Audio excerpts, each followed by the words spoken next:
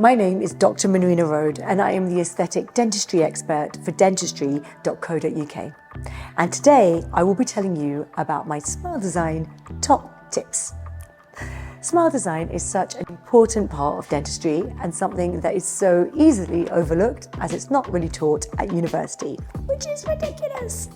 So let's talk a little bit about the basics of smile design and how we can incorporate it into our everyday practice to give our patients the results they will really love. The principles of smile design were created by a really large study that was done a long time ago. And in that study, they took a multitude of smiles and they asked the public which smiles they found to be most attractive. Through that, they could come up with numbers and designs that showed what a classic beautiful smile was.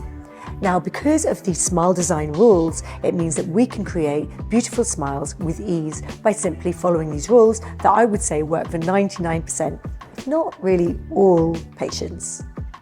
It's also the reason why patients can go for cheaper smile designs in other places where, I don't want to use the example of Turkey, but I'm going to use it. Turkey also has some really brilliant dentists, but we're very aware of the travel tourism that goes on there. These patients that will go, teeth will be cut down, can be cut down to pegs, and then they're given these smiles within a day or two that typically all look quite similar. And even though they may not be the most beautiful smile makeovers, they don't typically look that bad, and the reason why they don't look that bad is because they follow the principles of smile design, and so just by using those same rules for everyone and cutting them all down to small pegs so they always fit, they can create a smile that kind of works for everyone. So what are these rules? The first one is regarding your gum position. So let's start at the very top of the smile. Gums, typically the central incisors should be level, so you want to make sure they're symmetrical and at the same height. And then the lateral incisors should be just slightly lower than where the centrals are, up to 1 to 2 millimeters lower than the centrals. The gingival zenith of the canines, so the zenith is the highest point on your gum margin. The gingival zeniths on the canines should be at the same height as the centrals, and then for the premolars and molars it goes slightly lower and they're even as they go back. So starting off with symmetry and following the correct design for those gingival zeniths. With regards to the lip line, we measure where the lip line sits in the smile. If the lip sits at the gingival zeniths or up to 2 millimeters above the gingival zeniths, it's a medium lip line. If the lip sits higher than that, it's a high lip line. If the lip's covering the teeth on maximal smile, it's a low lip line. The centrals really are the center of the smile and the center of the face, and I would always start with those, creating something really beautiful and then letting the smile follow back from there.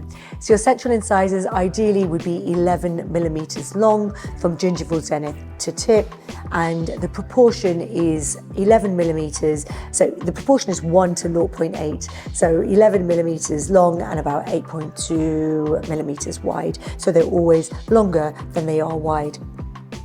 The laterals are slightly shorter because the gingival zenith is slightly lower, and also the incisal edge is slightly higher, so that makes it a shorter tooth. And the canine then is should be the same length as the central, so it should show as the gingival zenith being the same and the incisal edge position being level. Then moving further back in the smile, looking at the incisal edges, the premolars and the molars, if they're visible, should follow the lower lip.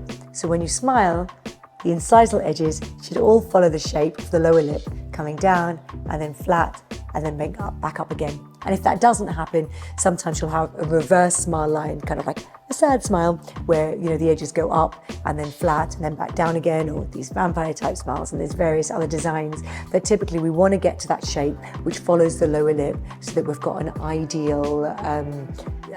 ideal smile position.